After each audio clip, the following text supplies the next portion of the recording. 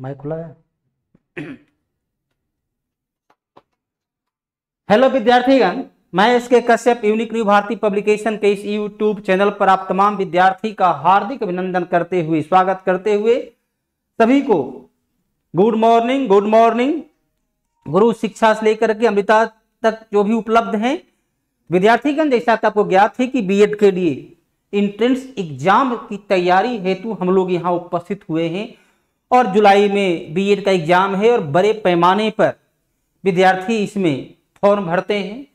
साथ ही वर्तमान जो इस प्रकार का दौर है, जो टेंडेंसी है, उसमें शिक्षा जगत का काफी अहमियत है और बड़े पैमाने पर इसमें वैकेंसी भी अन्य एग्जाम की तुलना में ज्यादा उपलब्ध है। तो इसकी तैयारी हर लोग करना चाहते हैं और यह करना चाहिए आज के दौर में। तो इसलिए उसी से जुड़ा हुआ प्रश्न जो है काफी स्तरीय होता है बीएड का, एक स्तर का अवधि। इसकी आप जीएस की तैयारी करते हैं, यहाँ जीएस के बारे में अध्ययन करते हैं, तो यकीनन तौर पर यहाँ का जो जीएस है, सामान्य अध्ययन है, वो आपको अन्य एग्जाम में भी उतना ही प्रभावी होगा, क्योंकि क्वेश्चन स्तरीय होता है। इसलिए आप तमाम लोग सही तरीके से अध्ययन अध्यापन में जुड़े रहें। मेरे द्वारा आपको सही गाइडेंस दिया जाता रहेगा, कैसे प्रश्न को हल करें, प्रश्न को कैसे तार्किक तरीके से हल करें, ये मैंने बराबर बताता रहा है। और आज से फिर भी आपको एक बार आपको ये सलाह है कि आप जुड़िए और बेहतर तरीके से पूरी कॉन्फिडेंस के साथ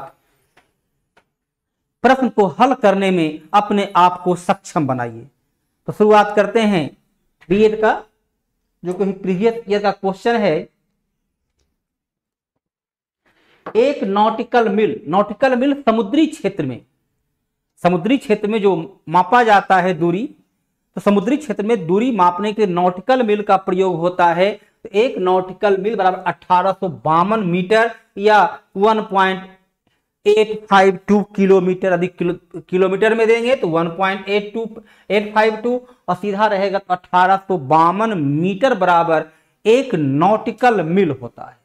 समुद्री दूरी जो मापते हैं कि भारत का समुद्री क्षेत्र में अधिकार दिया गया है 12 नॉटिकल मील, अर्थात लगभग जो है करीब 20 किलोमीटर की दूरी तक, तट से 20 किलोमीटर की दूरी तक का जो क्षेत्र होता है वो भारत का समुद्री क्षेत्र माना जाता है, जहां भारत उसमें अपनी आर्थिक गतिविधियां मछली से लेकर के पेट्रोलियम या जो भी खनिज संपदा है उसे वो प्राप्त कर सकता है। चलिए, आंसर आपका बी है। पटेल जी, बहुत बहुत बधाई हो, आपने पहला विद्यार्थी रहे जो कि आप उत्तर दिए हैं। तो उत्तर यदि आप देते हैं तो यकीनन तौर पर आत्मविश्वास में वृद्धि होती है, और जब आत्मविश्वास बढ़ता है तो कठिन से कठिन प्रश्नों को हल करने में आप सक्षम हो जाते हैं। क्योंकि बहुत बार प्रश्न तो मैंने बराबर आपको जब जिस प्रकार का क्वेश्चन रहता है दिखाते गए हैं कि बहुत सारे क्वेश्चन ऐसा होता है कि विद्यार्थी उसका उत्तर दे सकते हैं। थोड़ा सा कॉन्फिडेंस, थोड़ी सी पेशेंस, थोड़ी सी प्रश्नों की समीक्षा करके, लेकिन बहुत बार उस विद्यार्थी ऐसे प्रश्न को विद्यार्थी छोड़ देते हैं। चलिए, गुड मॉर्निंग तमाम उपलब्ध विद्यार्थी, गुड मॉर्निंग। आप लोग इसी प्रकार स्क्रीन को चलाते रहें, उत्तर देते रहें, तो कहीं न कहीं आपका भी आत्मविश्वास और पढ़ाने के दरमियान मेरा भी आत्मविश्वास में वृद्धि होता है कि हम जिस उद्देश्य से आपके सामने यहाँ पर आए हैं वह उद्देश्य कहीं न कहीं सफलता की ओर बढ़ रहा है। जहां तक सूर्य से दूरी का प्रश्न है, पृथ्वी किनके बीच में है। अब आप यहां पर देखिए, चलिए सूर्य से दूरी के आधार पर पूछ रहा है। सूर्य से सबसे निकट में हो जाता है बुध, बुध के बाद शुक्र, शुक्र के बाद पृथ्वी, पृथ्वी के बाद मंगल, उसके पश्चात बृहस्पति, शनि, अरुण और वरुण। ये सूर्य से बढ़ती हुई दूरी के आधार पर 8 ग्रह जो है उस 8 ग्रह की अवस्था को बतलाता है। प्रश्न पूछता है कि पृथ्वी किनके बीच है। तब देखिए, पृथ्वी जो है तो शुक्र और मंगल, यहां पर 3 शुक्र, मंगल और पृथ्वी एक साथ हैं। तो देखिए शुक्र और मंगल बी में है। तो ऐसे प्रश्न का उत्तर तो थोड़ा सा इसको खाली 9 को याद रखना है कि सूर्य के बाद बुध, बुध के बाद शुक्र, शुक्र के बाद पृथ्वी, पृथ्वी के बाद मंगल, बृहस्पति, शनि, अरुण और वरुण। हमारी सौर मंडल का एकमात्र तारा सूर्य है। पूरे हमारी जो सौर मंडल है तो उसका एकमात्र तारा सूर्य है। सूर्य में प्रकाश का अपना स्रोत है जिसे हम नाभिकीय संलयन के नाम से जानते हैं। सूर्य के बाद का जो सबसे निकटतम तारा है प्रोक्सिमा सेंचुरी है। सबसे चमकता हुआ तारा साइरस है। तो ये सब एक सामान्य कॉमन प्रश्न है जहां तमाम विद्यार्थी ऐसे प्रश्न को यकीनन तौर पर याद रखते हैं। तो यहाँ पर आंसर आपने दिया है। सबसे पहला आंसर जो दिख रहा है 57 का बी, जो स्क्रीन पर दिख रहा है, गुरु शिक्षा। सबसे पहले उत्तर इन्होंने ही दिया है, बधाई हो। उसके बाद है कृष्ण मुरारी जी। चलिए इसी प्रकार आप उत्तर देते रहें।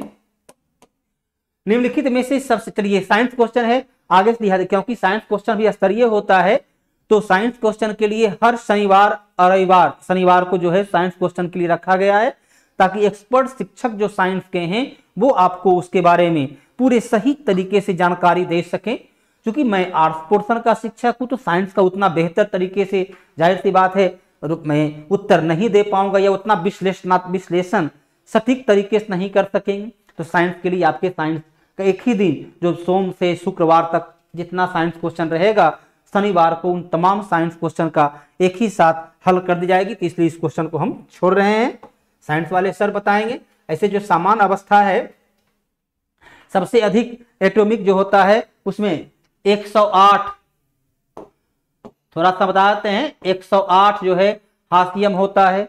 उसके बाद इसका है 109, इसका है 110 और इसका है 106। तो तुल यहां पर स्पष्ट है कि उत्तर क्या हो जाएगा, सी उत्तर हो जाएगा, क्योंकि इसका है 110। ऐसे इसके बारे में विस्तार से आपको साइंस वाले सर जो है शनिवार को बताएंगे। सामान्य अवस्था में चलिए पानी जो है 212 फ़ारेनहाइट पर उबलता है। ये भी आपको साइंस वाले सर, क्योंकि साइंस का क्वेश्चन है, अपना विस्तार से चर्चा करेंगे आपको। चलिए बुखार वाला में आपको शरीर का तापमान 37 डिग्री रहता है, ये भी साइंस क्वेश्चन है। इसका आंसर सिर्फ हम बतला देते हैं, बाकी आपको साइंस वाले सर इसको विस्तार से बतलाएंगे। 1 गैलन कितने लीटर के बराबर होता है, ये साइंस आर्ट दोनों का आई का क्लास सर। फिलहाल देखिए अमरेश आशीष जी, चूंकि कोरोना काल में सारा रुका हुआ है, बीएड का जो है जुलाई में भेके दिया है कि एग्जाम लिया जा सकता है, तो तात्कालिक तौर पर इसकी शुरुआत दिख रही है कि होगा शायद।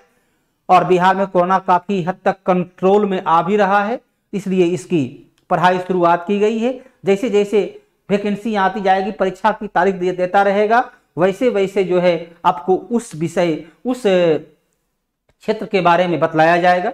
फिलहाल सबसे पहला तारीख जो है इसी का दिख रहा था, इसलिए इसकी शुरुआत की गई है। और सब क्वेश्चन काफी स्तरीय होता है। तो 1 गैलन बराबर होता है 4.56 लीटर। ही तो खैर कंटी आज इसमें कुछ समझना है नहीं। 1 गैलन बराबर 4.546 लीटर। फिर देखिए आपको साइंस क्वेश्चन यहां भी है। चलिए अब यहां से शुरू होता है। संयुक्त राज्य अमेरिका, जिसे आप USA, United state of America के नाम से जानते हैं, या सामान्य अवस्था में अमेरिका कहते हैं, उत्तरी अमेरिका महाद्वीप में अवस्थित संयुक्त राज्य अमेरिका 4 जुलाई 1776 को इंग्लैंड के विरुद्ध अपने को स्वतंत्र घोषित करता है, जबकि वास्तविक तौर पर उसकी स्वतंत्रता पेरिस की संधि के बाद 1787 से हुई। उसकी जो है पेरिस की संधि के पश्चात 1787 में वो स्वतंत्र हुआ, लेकिन अपने को 4 जुलाई 1776 को करता है स्वतंत्र। और सबसे पहला राष्ट्रपति जो बने, अमेरिका का जो पहला राष्ट्रपति बने, जॉर्ज वाशिंगटन, जो कि अंग्रेजों के विरुद्ध स्वतंत्रता संघर्ष में वो अमेरिका की सेना का, अमेरिका की तो सैनिक था नहीं, माने अमेरिकी नागरिकों का नेतृत्व कर रहे थे। यहां पर उत्तर जाता है जॉर्ज वाशिंगटन। 1700 ये जो बने 1789 में वहां का संविधान लागू हुआ और चुनाव हुआ। 1789 से लेकर 1797 तक वो अमेरिका के राष्ट्रपति रहे, जो अमेरिका के पहला राष्ट्रपति रहे। तो आंसर आपका सी जो है सो स्क्रीन पर कृष्ण मुरारी सबसे पहला स्क्रीन पर उन्हीं का दिख रहा है। और तमाम ने उसके पश्चात पटेल तक जो है सभी ने उत्तर दिया है सी, एकदम से एक्यूरेट है।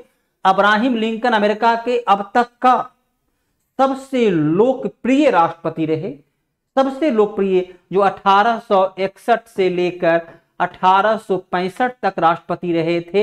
ये पहला, काले लोग थे, ब्लैक थे अमेरिका के, गोरे लोग की जगह पहला व्यक्ति काले लोग थे, काले नागरिक जो कि अमेरिका के राष्ट्रपति बने थे। अब्राहम लिंकन ने ही दुनिया से दास प्रथा को मुक्ति दिलाई। आज जो इस अमेरिका को हम देख रहे हैं 50 राज्यों का समूह, उसे इस रूप में संगठित करने का श्रेय यदि किसी को है तो वो है अब्राहम लिंकन का। तो अब्राहम लिंकन अमेरिका के सबसे लोकप्रिय राष्ट्रपति रहे, लेकिन उनकी 1765 में जब दोबारा चुने गए तो उनकी हत्या कर दी गई थी। जॉर्ज बुश अमेरिका के ये भी राष्ट्रपति रहे, जॉर्ज बुश और फिर जूनियर जॉर्ज बुश, बाप और बेटा दोनों अमेरिका के राष्ट्रपति रहे। तो जॉर्ज बुश 1989 से 93 तक अमेरिका के राष्ट्रपति रहे। थॉमस जेफरसन ये भी अमेरिका के राष्ट्रपति थे, 1801 से 1809 तक अमेरिका के राष्ट्रपति रहे। अमेरिका में राष्ट्रपति का कार्यकाल 4 वर्ष का होता है। एक राष्ट्रपति अधिकतम 2 बार ही, एक व्यक्ति अधिकतम 2 बार ही अर्थात 8 वर्ष ही वह राष्ट्रपति के पद पर बना रह सकता है। तो आपका देखिए आंसर हो जाता है ये जॉर्ज वाशिंगटन 1789 से 1797 तक अमेरिका के राष्ट्रपति जो है, जो पहला राष्ट्रपति रहे। पटेल जी आपका उत्तर 1789 पूर्णतः सही है। अमेरिका की स्वतंत्रता संग्राम जो है, स्वतंत्रता की मानता है 4 जुलाई 1776, लेकिन वास्तविक तौर पर पेरिस की संधि के बाद 1787 में अमेरिका स्वतंत्र हुआ और मार्च 1789 में वहां का संविधान लागू हुआ। ट्रांस हिमालय, दीपक जी हिमालय को बांटा गया है निर्माण की प्रक्रिया के आधार पर 3 भागों में। ट्रांस हिमालय हिमालय के पूर्व का है।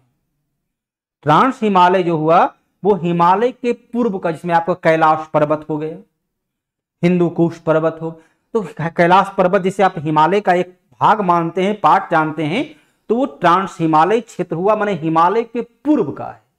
और हिमालय के बाद का हो गया शिवालिक श्रेणी, इसमें आपका केटू काराकोरम रहा। तो केटू हिमालय के बाद है। ट्रांस हिमालय हिमालय के पूर्व, तो हिमालय पर्वत माला का हिस्सा है, लेकिन हिमालय का वो हिस्सा नहीं है। हिमालय पर्वत श्रृंखला का ट्रांस हिमालय हिस्सा होता है, लेकिन वो हिमालय का पार्ट नहीं, हिमालय से अलग हो गया ट्रांस हिमालय, जो हिमालय के पूर्व का है। क्वेश्चन आप देखे होंगे कभी एसएससी वगैरह में पूछा हुआ है, वह नदी जो हिमालय के निर्माण से पूर्व प्रवाहित हो रही थी, तो आपको देखते हैं कैलाश मानसरोवर झील से निकलती है सिंधु नदी, सतलज नदी, ब्रह्मपुत्र नदी। तो ये तीनों नदी हिमालय के पूर्व की है। ये तीनों नदी ट्रांस हिमालय का आता है। तो दीपक जी आंसर आपको मिल चुका होगा। चलिए, और ये प्रश्न भी पूरी तरह स्पष्ट हो चुका। अमेरिका स्वतंत्रता संग्राम से लेकर के उसके राष्ट्रपति तक के बारे में। भारत की आजादी के समय इंग्लैंड का प्रधानमंत्री कौन था? भारत जब स्वतंत्र हुआ 15 अगस्त 1947 को। 1945 में इंग्लैंड में आम चुनाव हुआ था, जहां उस वक्त इंग्लैंड के प्रधानमंत्री थे विंस्टन चर्चिल, जो द्वितीय विश्व युद्ध में इंग्लैंड का नेतृत्व कर रहे थे। तो विंस्टन चर्चिल भारत को स्वतंत्र करने के कट्टर विरोधी थे, जबकि उनके प्रतिद्वंदी लेबर पार्टी का नेता था क्लीमेंट एटली, वह स्वतंत्रता के पक्ष में था। चलिए, आंसर सबसे पहले कृष्ण कुमार दिए हैं तो गलत हो जाता है। अमृता मेहता, एकदम उत्तर आपका सही है। 1945 से 1951 तक 1945 से 1951 तक क्लीमेंट एटली इंग्लैंड के प्रधानमंत्री थे, जो लेबर पार्टी के नेता थे। लेबर पार्टी ने अपनी चुनावी घोषणा पत्र में स्पष्ट रूप से लिखा था, यदि लेबर पार्टी सत्ता में आई तो वह भारत सहित सभी देशों को जो इंग्लैंड के अधिकार क्षेत्र में है उसे स्वतंत्र कर देगा।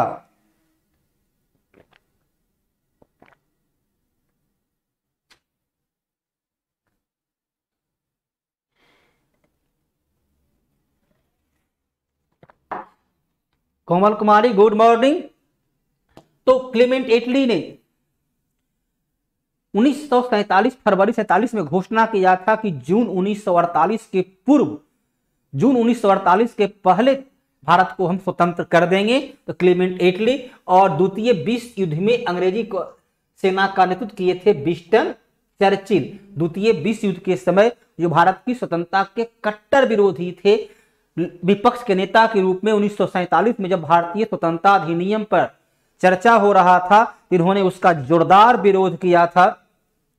तो विंस्टन चर्चिल 1940 से 1945 तक इंग्लैंड के प्रधानमंत्री रहे।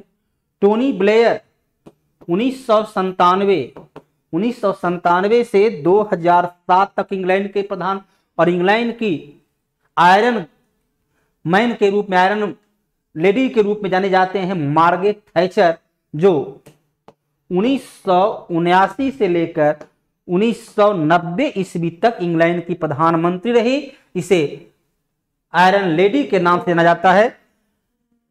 चलिए कोमल जी, एमटीएस की क्लास तो फिलहाल अभी नहीं है, शुरू हो सकती है चंद दिनों में, लेकिन जो एमटीएस में जो जीके का पार्ट होता है, तो जीके का पार्ट इससे कुछ लो स्तर का होता है। यहां आप अध्ययन करते हैं तो यकीनन तौर पर उसका लाभ आपको एमटीएस के जीएस में पर्याप्त मात्रा में प्राप्त होगा।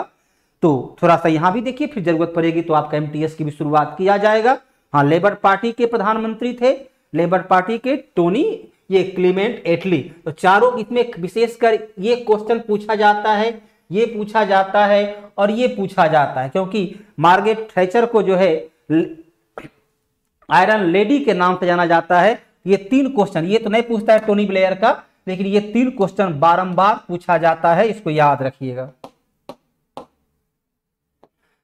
भारत की संविधान सभा के प्रथम अध्यक्ष, अब देखिए प्रथम और द्वितीय जो होता है यह टेक्निकल भाषा का है, यूं तो उसे बोलते हैं अस्थायी अध्यक्ष।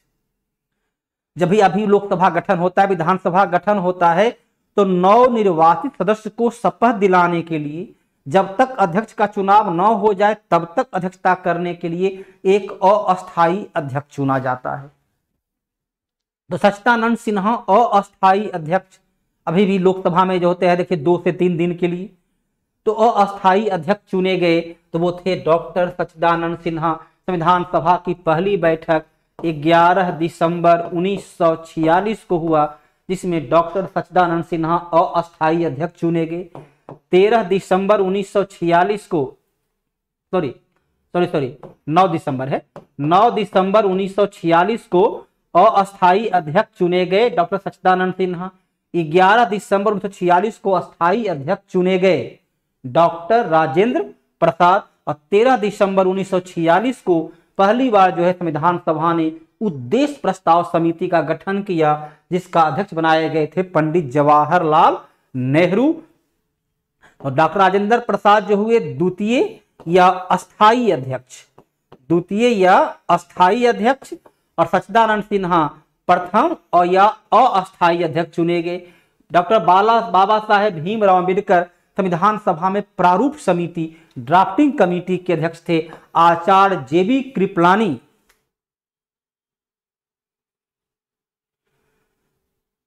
दो % हो गया है, क्या है 2% आपका आ गया है नेट, तो उसको फिर से चार्ज कीजिए। चार्ज नेट की वैल्यू खत्म है तब तो एक समस्या है, लेकिन जब चार्ज में तो कोई दिक्कत है नहीं विद्यार्थीगण। यकीनन तौर पर ग्रुप डी का क्लास की व्यवस्था की जाएगी। फिलहाल जो है सो जो, क्योंकि ग्रुप डी में जीके का पार्ट होता है, जीके का पार्ट यहाँ भी काफी आपको मजबूत कर देगा। तो इस प्रकार से उत्तर क्या हो गया, 9 दिसंबर 1946 को डॉक्टर सच्चिदानंद सिन्हा। चलिए प्रश्न का उत्तर जो है आपके सामने, म्यांमार की राजधानी जल्दी से बताइए, क्योंकि म्यांमार अर्थात बर्मा, म्यांमार अर्थात बर्मा। तो बर्मा पर अभी थोड़ी सी, चलिए बिहार का बहुचर्चित टीचर, चलिए खान सर जो है एक वैसे प्रतिष्ठित शिक्षक, कुछ गलत बयानी कर देते हैं, विद्यार्थी को गलत सूचना देते हैं, दे बड़ा अफसोस होता है। भी बर्मा पर उन्होंने कोका द्वीप के बारे में अपने यूट्यूब में बतलाया कि कोका द्वीप को, एक तो भाषा ससुराल क्या क्या भाषा उनकी है, तो शिक्षक की भाषा से मेल खाता नहीं है। तो कहते हैं कोका द्वीप जो है जवाहरलाल नेहरू के मांगा गया, वो भारत का था और उसे बर्मा को दे दिए, बर्मा भी चीन को दे दिया है। विद्यार्थीगण कोका द्वीप तो भारत का कभी रहा ही नहीं।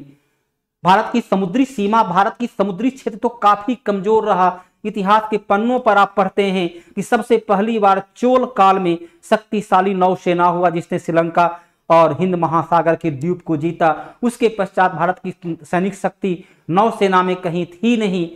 1945 में अंडमान निकोबार और को जीत करके जापान ने जीता था। जापान जीत करके नेताजी सुभाष चंद्र बोस को सौंप दिया था। बर्मा पर भी जापान का अधिकार हो गया, तो कोका द्वीप पर जापान का अधिकार था। तो बर्मा के क्षेत्र का रहा। भारत के जवाहरलाल नेहरू को उपहार में नहीं दिए थे बर्मा को।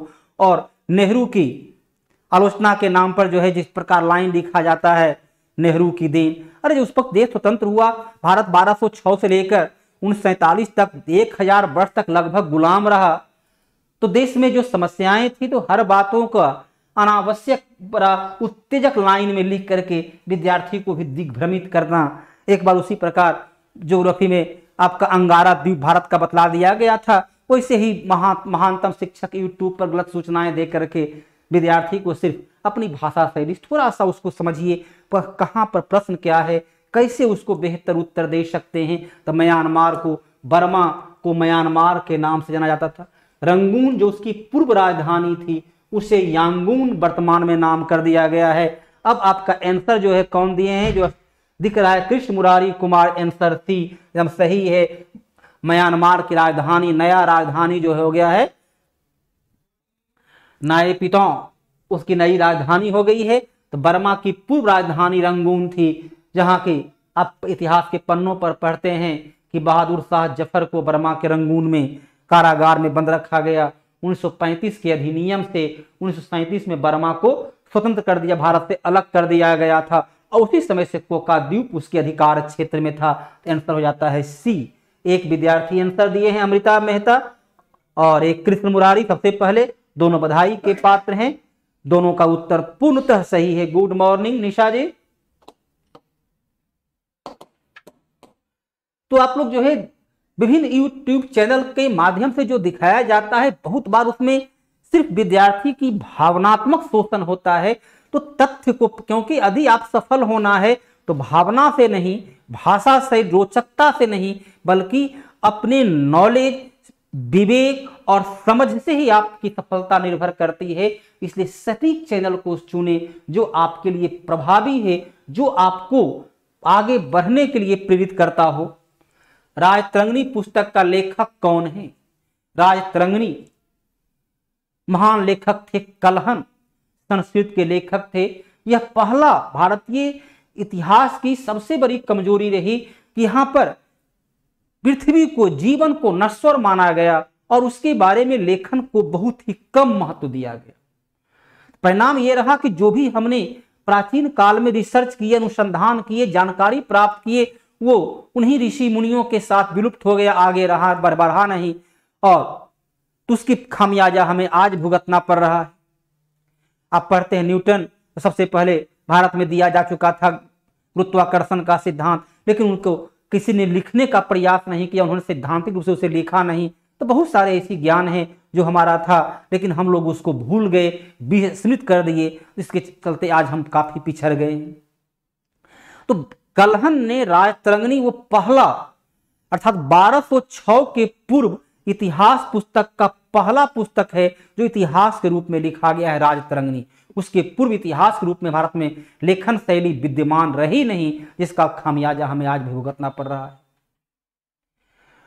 तो राजतरंगिणी में कलहन ने कश्मीर का इतिहास लिखा, जिसमें कारकोट वंश, उसके पश्चात लोहार वंश और उत्पल वंश। कारकोट, उत्पल और लोहार, ये 3 वर्षों की क्रमिक रूप से निष्पक्षता के साथ उसने इतिहास लिखा।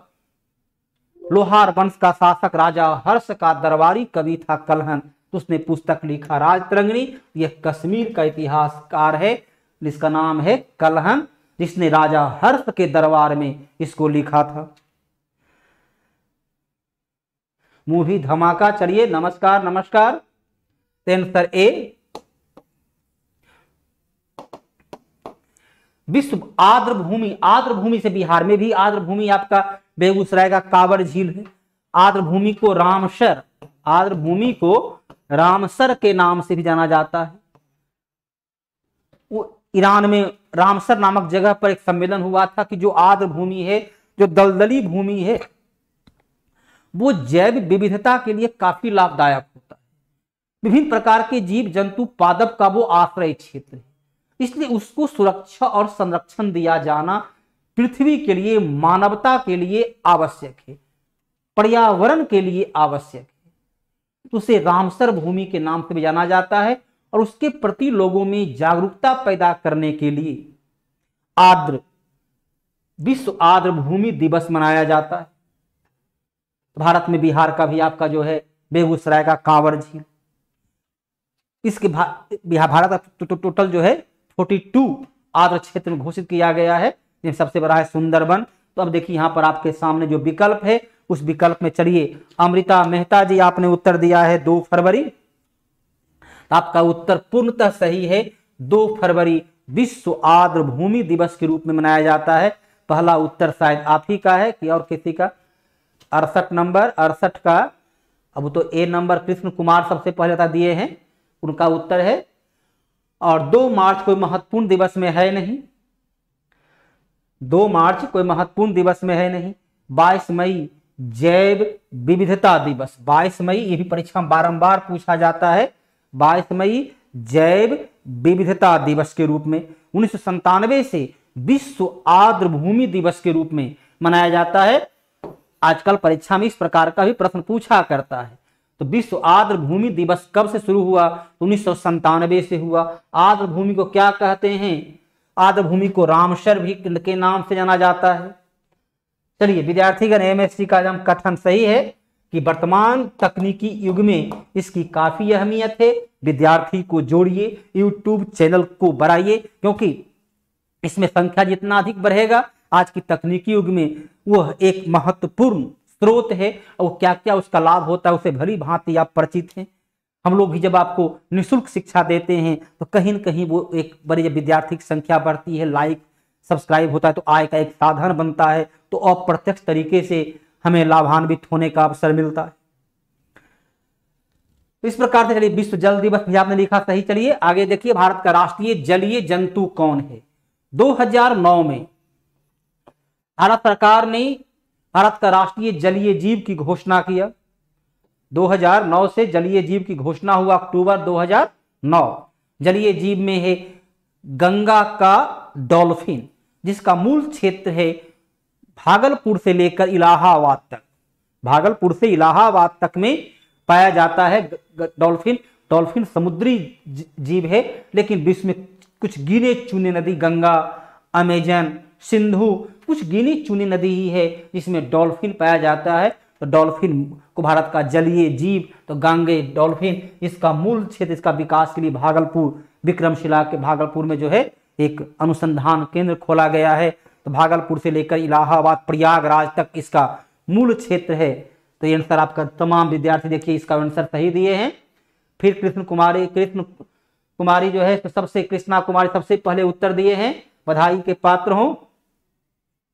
तो इस प्रकार से गांगे, डॉल्फिन, मगरमच्छ, घड़ियाल इत्यादि ऐसा कुछ है नहीं। विश्व पर्यावरण दिवस 2018 की विषय वस्तु। विश्व पर्यावरण दिवस की मनाने की घोषणा 1972 से की गई। संयुक्त राष्ट्र संघ पर्यावरण कोष ने 1972 से, लेकिन पहली बार जो अंतर्राष्ट्रीय स्तर पर इसका मनाया गया 1974 में। तो 5 जून 1974 से प्रत्येक वर्ष विश्व पर्यावरण दिवस के रूप में मनाया जा रहा है, पर्यावरण के प्रति जागरूकता पैदा करने के लिए, पर्यावरण के प्रति नागरिकों में समर्पण पैदा करने के लिए, पर्यावरण किस प्रकार से हमारे जीवन के लिए लाभदायक है, प्रकृति के लिए अनुकूल है, उसके प्रति सचेत, उसके प्रति लोगों में जिज्ञासा पैदा करने के लिए मनाया जाता है। विश्व पर्यावरण दिवस प्रत्येक वर्ष मनाते हैं 5 जून को। तो इस प्रकार से जैव विविधता के लिए काफी आवश्यक है। अब 5 जून को मनाया गया, तो ये तो क्वेश्चन आपका पुराना है, उसकी विषय वस्तु क्या है? उसकी विषय वस्तु था प्लास्टिक प्रदूषण को पराजित करो और इसका एक होता है मेजबान देश, भारत इसका था, जिसने भारत ने इसका आयोजन विश्व स्तर पर किया था। अब तो वो अतीत की कहानी हो गई, चूंकि अब हमें 2020 2021 को देखना है। 2021 में जो 5 जून आपके सामने बस आने वाला है, तो अगला बात जो हम 2021 में रखा गया है, उसका जो थीम है, उसका जो पंक्ति है, उसकी जो विषय वस्तु है, उसका नाम रखा गया है पारिस्थितिकी तंत्र की बहाली। पारिस्थितिकी तंत्र जो पूरा प्राचीन में था, जो अतीत में था, उसको पुनर्स्थापित किया जाए। तो 2021 का भी याद रखिए, क्योंकि जब आने वाला समय होगा तो 18 का नहीं पूछेगा, आपको पूछेगा 21 का, क्योंकि सब करंट होता है। तो 2021 अभी जून महीना चल ही रहा है आपके सामने, 2 दिनों के 1 दिन के अंतराल के पश्चात आप विश्व पर्यावरण दिवस को मनाएंगे। तो अब 2021 का जो थीम है, जो विषय वस्तु है, उसका नाम है पारिस्थितिकी तंत्र की बहाली। पारिस्थितिकी तंत्र जो है उसको पुनर्स्थापित किया जाए, इसे आप याद रखिए। ये परीक्षा के दृष्टिकोण से बीता हुआ, ये तो 18 है। 19 में जो था वो था जैव विविधता, 19 था जैव विविधता, 18 है प्लास्टिक प्रदूषण, क्योंकि ये पर्यावरण को काफी क्षति पहुंचाती है और हम लोग बड़े पैमाने पर प्लास्टिक का प्रयोग करते हैं, प्लास्टिक का बोतल का प्रयोग करते हैं और जहीं तहीं फेंक देते हैं। तो किस पर्यावरण के प्रति हम लोगों में कोई जागरूकता नहीं है। पूरे भारत में प्लास्टिक प्रतिबंध है, लेकिन फिर भी बड़े पैमाने पर उसका प्रयोग होता है। सब्जी लाने जाते हैं आप भी विद्यार्थीगण, तो हाथ में थैला ले जाने में शर्मिंदगी महसूस होती है, पॉलीथीन को ही प्रयोग करते हैं। तो भारत में था कि प्लास्टिक प्रदूषण, इसका मेजबान भारत। उसके पश्चात 19 में हुआ जैव विविधता, और अभी जो है आपके सामने अगला जो मनाना है, उसमें कहता है पारिस्थितिकी तंत्र की बहाली हो किया जाए। तो ये याद रखना है कि 2021 का क्या है, क्योंकि परीक्षा में ये अगला हो सकता है कि परीक्षा में पूछा जाए। 2020 का था जैव विविधता।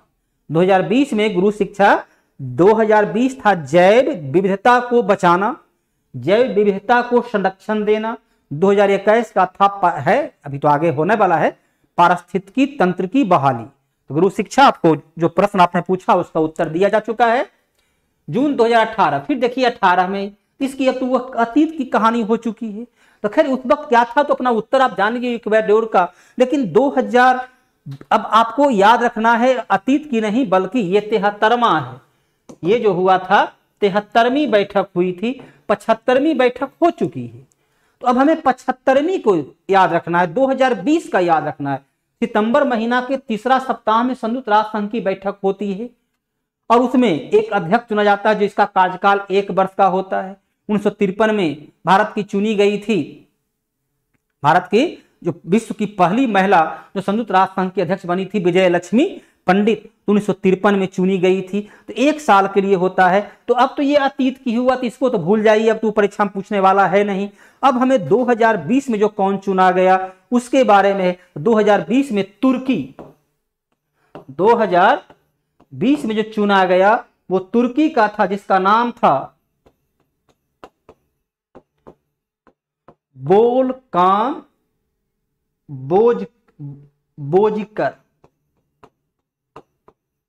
बोजकिर। तो ये 2020 में अर्थात 75वीं में चुने गए वो तुर्की के थे। तुर्की के विदेश मंत्री थे वोल्कान बोजकिर। तो अब आपको इसको याद रखना है। ये तो 71, अब तो अतीत की कहानी, दोबारा तो पूछने वाला है। 1953 का एक तो भारत की और दूसरी पहली महिला थी, वो क्वेश्चन के रूप में रहता है, लेकिन अब तो वो क्वेश्चन पूछने वाला ये है नहीं। तो वर्तमान में जो है इसका नाम आप याद रखिए, ताकि जो आने वाला एग्जाम में है उसमें ये प्रश्न पूछा जा सकता है, पूछा जाता भी इस प्रकार का प्रश्न है। तो इसको याद रखना है। तो 2020 में जो रहे वो तुर्की के थे। स्पष्ट हो चुका विद्यार्थीगण?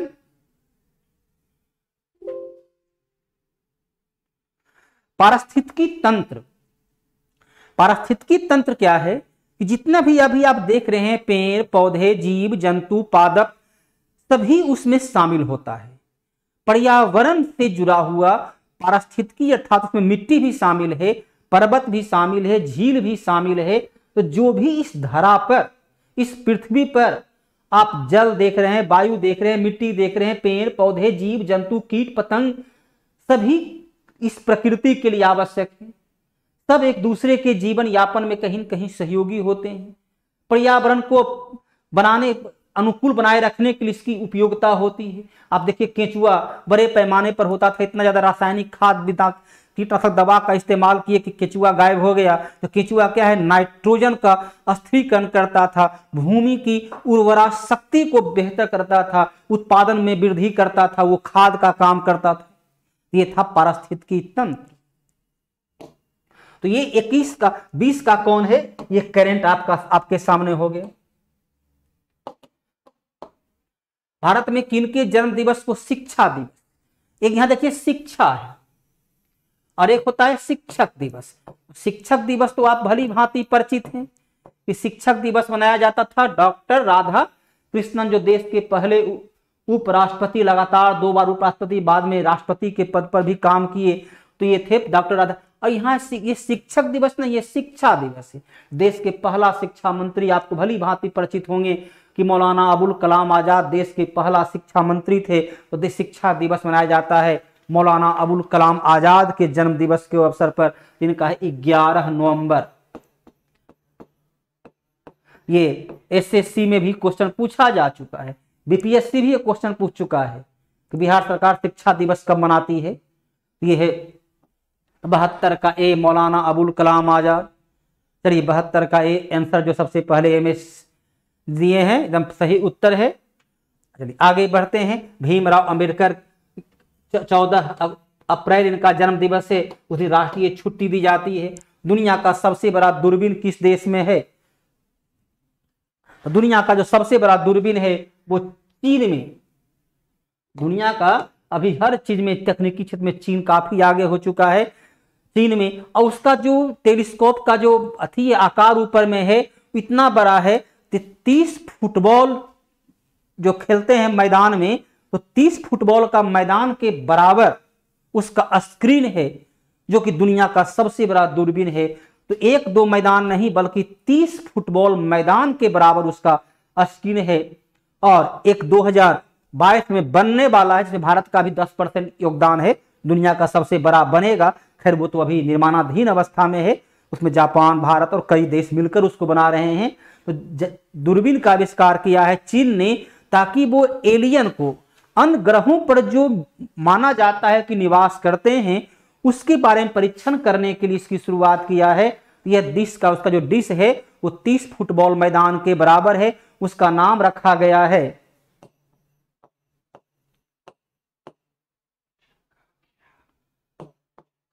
तियानयान। तियानयान उसका नाम है उस दूरबीन का। तियानयान से तात्पर्य होता है स्वर्ग के निवासी, अर्थात इस धरा पर नहीं, जो अन्य धरा पर उसको खोजने का प्रयास कर रहा है। तो ये है चीन में। सबसे पहला जो दुनिया का सबसे बड़ा था वो स्पेन बनाया था। दूसरा नंबर पर फिर अमेरिका, उससे स्पेन से बड़ा अमेरिका कर दिया, अब अमेरिका से बड़ा भी चीन कर दिया है। इस प्रकार से ये सब चलता रहता ही है। तो ये जितने भी रिकॉर्ड होते हैं वो टूटने के लिए ही बनता है। तो अभी चीन में बनाया, जिसका नाम है तियानयान। तियानयान उसका नाम है। 30 फुटबॉल मैदान के बराबर उसका डिश है, और वो एलियन के जांच के लिए, एलियन की खोज के लिए इसे प्रयोग में लाया है।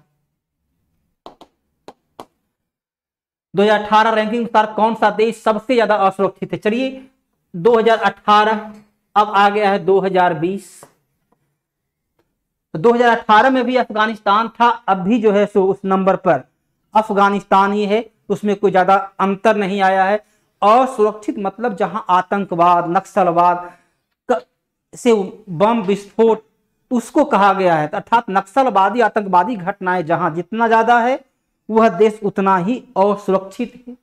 जहां रात्रि को निकलने में लूटपाट ज्यादा होता है, चाहे वो आंतरिक हो या बाह्य हो, उसे रखा गया है। तो सबसे खतरनाक देश माना गया है वो अफगानिस्तान, और सबसे दूसरा नंबर पर है इराक। टोटल 163 देश में इसकी तुलना की जाती है, तो उसके आधार पर निकाला जाता है। सबसे सुरक्षित देश जो रखा गया है वो सबसे सुरक्षित देश है उज्बेकिस्तान। उज्बेकिस्तान सबसे सुरक्षित देश है। जान माल की सुरक्षा को सदैव महत्वपूर्ण माना गया है। इतिहास के पन्नों पर भी आप देखते हैं, चाणक्य ने कहा था कि प्रशासन किसको कहते हैं, तो उसने बतलाया था कि प्रशासन उसे कहा जाता है कि भादो माना जाता है कि उसका महीना का जो अमावस की रात्रि सबसे ज्यादा अंधेरा होता है, क्योंकि बरसात होने से धूल कण कुल जमा हो जाते हैं जमीन पर, वायुमंडल में कम रहता है तो प्रकीर्णन कम हो पाता है। तो कहता है कि भारत का कौन सा नंबर है, भारत का जो विद्यार्थी का नंबर है वो है 8वां नंबर पर भारत है। यहां भी काफी जान माल की क्षति होती है, काफी आतंकवाद, नक्सलवाद और आंतरिक तौर पर चोरों का गिरोह बड़े पैमाने पर है। तो चाणक्य लिखता है कि 16 वर्ष की लड़की, क्योंकि उस वक्त विवाह की उम्र 16 वर्ष निर्धारित थी, तो 16 वर्ष की खूबसूरत लड़की जो गहनों से लदी हुई हो, पाटलिपुत्र की सड़कों पर भादो की अमावस की रात्रि मध्य रात्रि को बिना भय के यदि भ्रमण करने में सक्षम है, तो उसको कहते हैं प्रशासन। प्रशासन की सुरक्षा के लिए अतीत से लेकर आज तक लड़की और धन यदि ये दोनों सुरक्षित है तो वहां की प्रशासन चुस्त दुरुस्त मजबूत है। यदि दोनों की असुरक्षा है तो प्रशासन में खामियां हैं। तो दिन को तो क्या, रात को तो क्या, यहाँ दिन को चलने में भी लड़कियों को कठिनाइयां होती है। तो भारत की प्रशासनिक व्यवस्था काफी खराब है, तो दुनिया के इसलिए हिसाब से निचला स्थान पर है, 8वां स्थान पर नीचे से टॉप करने वाले में है। उज्बेकिस्तान, बेलारूस पूरी तरह शांति है वहां पर। लोकसभा का अध्यक्ष को कौन चुनता है? अनुच्छेद 93 के आधार पर, आर्टिकल 93 के आधार पर लोकसभा अपनी पहली बैठक में अपने में से एक को अध्यक्ष चुनता है। तो लोकसभा अध्यक्ष निर्वाचित पद होता है, लेकिन लोकसभा अध्यक्ष के रूप में कोई अलग से शपथ नहीं लेते हैं। लोकसभा अध्यक्ष के रूप में शपथ उनका नहीं होता है।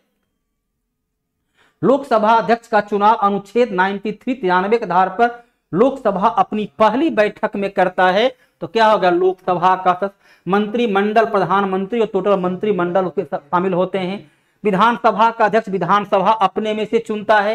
राज्यसभा का सभापति उपराष्ट्रपति होता है। 75 का अमृता मेहता सब उत्तर ए दिए हैं। उसके पहले कृष्ण मुरारी, आपका भी कृष्ण मुरारी, आप लगातार पहली बार उत्तर दे रहे हैं, आप बधाई के पात्र हैं। और मुझसे उत्तर देने के पहले आप उत्तर लगातार दे रहे हैं, तो आपकी योग्यता को बतलाता है। शिक्षा के प्रति आप कितना डिवोटेड हैं वो बतलाता है। इसी प्रकार आप लगे रहिए, सफलता जरूर मिलेगी। मुक्त विश्वविद्यालय कहते हैं जहां दूरस्थ शिक्षा, अर्थात हमें कॉलेज नहीं जाना पड़ रहा है। कॉलेज हमें मटेरियल देता है, जैसे अभी हम लोग पढ़ा रहे हैं। यहाँ तो खैर कुछ आप सामने हैं, वहां पर सामने की बात नहीं है। वहां पर किताब कॉपी आपको कुछ उपलब्ध करा दी जाती है, महत्वपूर्ण नोट। तो आपका दूरस्थ शिक्षा के क्षेत्र में आता है इंदिरा गांधी राष्ट्रीय खुला विश्वविद्यालय, भारत का पहला मुक्त विश्वविद्यालय का उदाहरण था। बिहार में भी एक है नालंदा खुला विश्वविद्यालय, जो 1987 में खोला गया है। भारत में टोटल ऐसे 14 विश्वविद्यालय हैं। मुक्त विश्वविद्यालय का स्थिति यह है कि आप बीए आईए पास किए हैं या नहीं किए हैं, उस पर कभी डिग्री भी नहीं मांगता है। वो बीए की पढ़ाई आप अधिक पढ़ना चाहते हैं तो बीए की पढ़ाई कराता है। जो उम्र दराज हो चुके हैं उनको भी शिक्षा की सुविधा उपलब्ध कराता है। ये है 76 का ए दूरस्थ माध्यम शिक्षा, तो 14 है। उसमें बिहार में भी एक है, वो नालंदा ओपन यूनिवर्सिटी, भारत का पहला था। इंदिरा गांधी राष्ट्रीय खुला विश्वविद्यालय नई दिल्ली में है। डॉक्टर भीमराव अंबेडकर खुला विश्वविद्यालय आंध्र प्रदेश में है। चलेगा दिलीप यादव जी, थोड़ा सा इंतजार कीजिए, सब सुधर जाएगा। थोड़ी सी अभी कोरोना काल में धीरे धीरे हम लोग भी उस संकट से उबर रहे हैं। उसके पश्चात और अभी आपको एसएससी जीडी वगैरह के लिए देखते हैं सर हर एक विषय का जो है कुछ पेड क्लास के भी शुरुआत की जाएगी, क्योंकि जीवन यापन के लिए, भोजन यापन के लिए, न्यूनतम आवश्यकता की पूर्ति के लिए कुछ धनों की भी जरूरत होती है, तो उसकी भी शुरुआत की जाएगी। और आप लोग से उम्मीद करते हैं कि आप लोग उसमें उसी प्रकार उत्साह के साथ सहयोग देंगे, ताकि आप भी लाभान्वित हों और हम लोगों को भी लाभान्वित होने का अवसर उपलब्ध हो। आचार्य चाणक्य गुरुकुल के शिक्षक थे। चाणक्य, पता आपको होगा कि आचार्य चाणक्य जो है वो तक्षशिला विश्वविद्यालय के शिक्षक थे। उन्होंने अपना शिष्य चाणक्य का जो महत्वपूर्ण शिष्य था चंद्रगुप्त मौर्य को ही शिक्षा दिए थे, तो वो होता है तक्षशिला विश्वविद्यालय। चाणक्य के समय नालंदा विश्वविद्यालय था ही नहीं, इसकी स्थापना कुमारगुप्त के शासन काल में हुआ। विक्रमशिला विश्वविद्यालय था ही नहीं, इसकी स्थापना धर्मपाल के काल में हुआ। वैशाली कभी शिक्षा के लिए जाना नहीं गया, वो विश्व का पहला गणतंत्रीय राज्य के रूप में उसकी पहचान होती है। 3 भाषा सूत्र का है, एक है अंग्रेजी, एक है हिंदी और तीसरा है जो कहीं तमिल, कहीं कन्नड़, कहीं तेलुगु। तो वहां की जो स्थानीय भाषा है, तो विद्यार्थी को 3 भाषा में शिक्षा दिया जाए, 3 लैंग्वेज की जानकारी हो, अंग्रेजी, हिंदी और वहां की स्थानीय। लेकिन तमिलनाडु में इसका काफी जोरदार विरोध हुआ। 3 भाषा शिक्षा के माध्यम से हिंदी हम पर थोपने का प्रयास कर रहा है, जबकि तमिलनाडु का ही सर्वपल्ली राधाकृष्णन ने 1948-49 में शिक्षा आयोग बनाया गया था। तो शिक्षा आयोग के अध्यक्ष के रूप में उन्होंने ही सुझाव दिया था भारत में त्रिभाषा शिक्षा की पढ़ाई शुरू किया जाए। तो सबसे पहले 1948-49 में इसकी शुरुआत हुई। फिर 1968 में कोठारी आयोग ने भी त्रिभाषा फार्मूला को लागू, अभी नई शिक्षा नीति 2020 में भी इसे रखा गया है, लेकिन फिलहाल तो इसकी संभावना है नहीं ये लागू होगा। तमिलनाडु में विशेषकर काफी ज्यादा विरोध होता है। सफेद क्रांति देखिए, मछली उत्पादन के लिए क्या होता है नीली क्रांति, हरे भरे जंगल जो है कोई क्रांति के लिए हरित क्रांति रख सकते, अनाज उत्पादन में हो गया हरित क्रांति। जंगल के लिए कोई क्रांति का है नहीं, वो तो पर्यावरण जैव विविधता के लिए अनेक कार्यक्रम चल रहे हैं। तो दूध उत्पादन 1970 में वर्गीज कुरियन ने भारत में श्वेत क्रांति की शुरुआत की और गुजरात के आनंद में उन्होंने इसके लिए एक सिस्टम को तैयार किए और उन्हीं का परिणाम यह है कि आज भारत दुनिया में दूध उत्पादन में विश्व का नंबर 1 बन चुका है। मॉन्टेसरी स्कूल, आप नर्सरी स्कूल जिसे बोलते हैं, आप जिसे LKG UKG के नाम से जानते हैं, उसी से जुड़ा हुआ है मॉन्टेसरी स्कूल। तो मॉन्टेसरी स्कूल जो है वह प्री स्कूल शिक्षा, अर्थात इसमें 2.5 वर्ष से लेकर 6 वर्ष तक के बच्चे की जो शिक्षा होती है LKG UKG, वो मॉन्टेसरी स्कूल के नाम से जाना जाता है। अर्थात प्री स्कूल शिक्षा, पहला से पहले का शिक्षा का जो प्रबंध उसमें होता है। जिला स्तरीय शिक्षण प्रशिक्षण संस्थान चलिए तो ये उत्तर के जिम्मे आता है, लेकिन उसके लिए भारत में जो है सो 1986 की नई शिक्षा नीति के तहत रखा गया, ताकि प्राथमिक शिक्षा सही लोग उस तरीके से शिक्षक दे पाए, विद्यार्थी के अनुकूल शिक्षा दे पाए। तो 1986 नई शिक्षा जो राजीव गांधी काल में आया था, उसमें इसे बोलते थे DIET। तो ये है प्राथमिक शिक्षा, प्रारंभिक शिक्षा के लिए।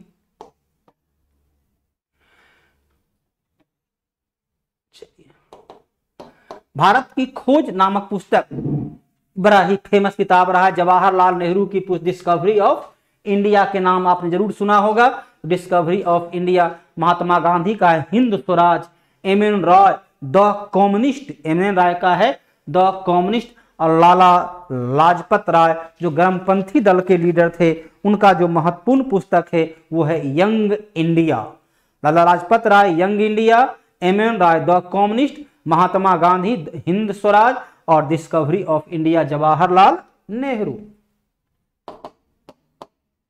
शिक्षा का अधिकार अधिनियम 2009 जो 1 अप्रैल 2010 से लागू हुआ, यह कहता है कि 6 से 14 वर्ष तक के बच्चे को निःशुल्क शिक्षा दिया जाए, गुणवत्ता के साथ अनिवार्य शिक्षा दिया जाए। उसके लिए अनुच्छेद 21A में भी जोड़ा गया है कि 6 से 14 वर्ष तक के बच्चे को निःशुल्क शिक्षा, तो है सर्व शिक्षा अभियान, जिसकी शुरुआत हुई थी 2001 ईस्वी में इसकी शुरुआत किया गया था कि ताकि 8वां तक की शिक्षा 6 से 14 वर्ष तक के बच्चे को निःशुल्क शिक्षा दिया जाए। और 1 अप्रैल 2010 से यह पूर्णतः लागू हो जाता है। ये क्वेश्चन BPSC सहित सभी प्रकार का एग्जाम में अलग अलग टर्म में पूछा जा चुका है।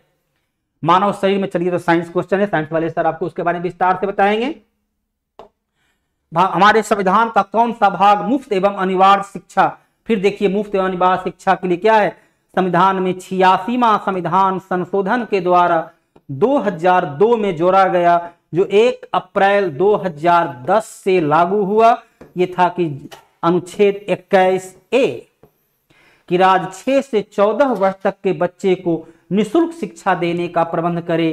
तो इसमें आपका कौन आता है, देखिए नागरिक का मौलिक अधिकार, क्योंकि मौलिक अधिकार अनुच्छेद 12 से लेकर 35 तक में है, अनुच्छेद 21 इसके बीच में आता है मौलिक। इसके अलावा राज्य का नीति निषेध तत्व का अनुच्छेद 45 में है कि राज्य यहां पर है 6 से 14 वर्ष, मौलिक अधिकार में दिया गया है वो है 6 से 14 वर्ष।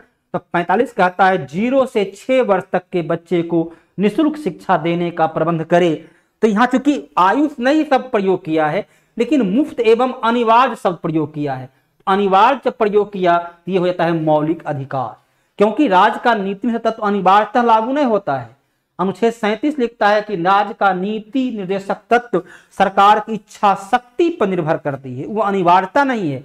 तो जब अनिवार्य है, दोनों में निःशुल्क शिक्षा है, यहाँ है 6 से 14, ये है 0 से 6, लेकिन ये अनिवार्य है और ये अनिवार्य नहीं है। स्पष्ट हो चुका।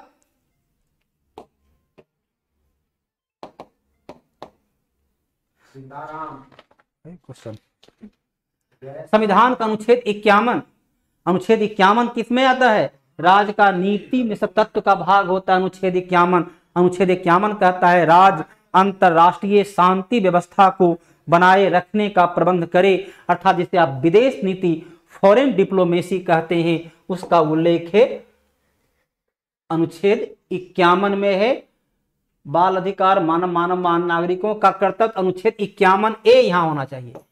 51A में है नागरिक का कर्तव्य, जो कि 42वां संविधान संशोधन के द्वारा 1976 में जोड़ा गया। और अनुच्छेद 51 जो है राज्य का नीति निर्देशक तत्व, वो है फॉरेन डिप्लोमेसी, अर्थात ये विकल्प जो है मैं थोड़ी सी यहां तो छूट गया होगा, यहां अनुच्छेद 51A जोड़ दीजिए, तब उत्तर आपका बी हो जाएगा। मौलिक अधिकार आपने देखिए विद्यार्थीगण कैसे इसे प्रश्न का उत्तर गलत लिख देते हैं, ये थोड़ा सा चिंतनीय विषय हो जाता है। अभी आपको बतलाए थे कि मौलिक अधिकार 12 से 35 तक में ही है। कौन सा सर्वोच्च नागरिक पुरस्कार है, चलिए आपको सभी को इसका उत्तर पता होगा कि 1954 से शुरुआत किया गया था नागरिक पुरस्कार, जिसमें सबसे पहले छोटा पद्मश्री, उसके बाद पद्म भूषण, तीसरा है पद्म विभूषण और सबसे बड़ा है भारत रत्न। जबकि परमवीर चक्र सेना के क्षेत्र में, महावीर चक्र सेना के क्षेत्र में दिया जाता है। तो सब उत्तर हो गया भारत रत्न। ये प्रश्न का उत्तर तो तमाम विद्यार्थी को ज्ञात होगा, इसमें कोई संदेह नहीं है। विश्व बाल मजदूरी निषेध दिवस कब मनाया जाता है? बाल मजदूरी विश्व भर में, अभी आपका अनुच्छेद 24 कहता है कि 14 वर्ष तक कम उम्र के बालक को कारखाना सहित कहीं भी काम पर नहीं लगाए जाने का अधिकार। पूरे विश्व में बाल श्रम को प्रतिबंधित किया गया है। तो 12 जून को मनाया जाता है। 22 जुलाई जो होता है वो पाई अनुमोदन दिवस, पाई जो आप गणित में पढ़ते हैं पाई का मान, तो पाई अनुमोदन दिवस 22 जुलाई। 12 मई को होता है विश्व नर्स दिवस, विश्व नर्स दिवस होता है। और 12 अप्रैल को विश्व मानव अंतरिक्ष यात्री दिवस, 12 अप्रैल विश्व मानव अंतरिक्ष यात्री दिवस। 89 का ए उत्तर सबसे पहले कौन दिए हैं? अमृता मेहता, सबसे पहले बधाई हो। प्रश्न ये आसान नहीं था, लेकिन आपने पूर्णतः सटीक उत्तर दिए हैं, बधाई हो आपको। किसने कहा था सिद्धांत नीति भविष्य में विधि निर्माण का आधार होना चाहिए? तो स्पष्ट है। अब चलिए यहाँ पर आप देखिए, संविधान सभा के संवैधानिक सलाहकार थे BN राव, तो सिर्फ सलाहकार थे, लेकिन भीमराव अंबेडकर प्रारूप समिति के अध्यक्ष थे। उनका यह बयान था कि राज्य का नीति निषेध तत्व ही भविष्य में सरकारी नीति का निर्माण करने का आधार बनना चाहिए। राज्य का नीति निर्देशक तत्व को सरकार की, राज्य का नीति निषेधक तत्व को ही सरकार का क्या कहते हैं? भारत एक लोक कल्याणकारी राज्य है। भारत का सरकार का दर्शन, भारत की संविधान का आदर्श है और उसी आदर्श पर नियम बनाना चाहिए। ये है डॉक्टर भीमराव अंबेडकर। डॉक्टर जाकिर हुसैन देश के तीसरे राष्ट्रपति थे। सर्व शिक्षा अभियान, आपको फिर एक बार सर्व शिक्षा अभियान ही बतला चुके थे। तो सर्व शिक्षा अभियान में था 6 से 14 वर्ष तक के बच्चे को, इसमें कोई विशेष बतलाना रहा नहीं क्योंकि पहले पढ़ा चुके थे। हरिजन, गांधी जी का चंपारण आंदोलन, चलिए बिहार का हर विद्यार्थी को पता होगा, बिहार के हर विद्यार्थी को पता होगा कि चंपारण सत्याग्रह 1917 में हुआ।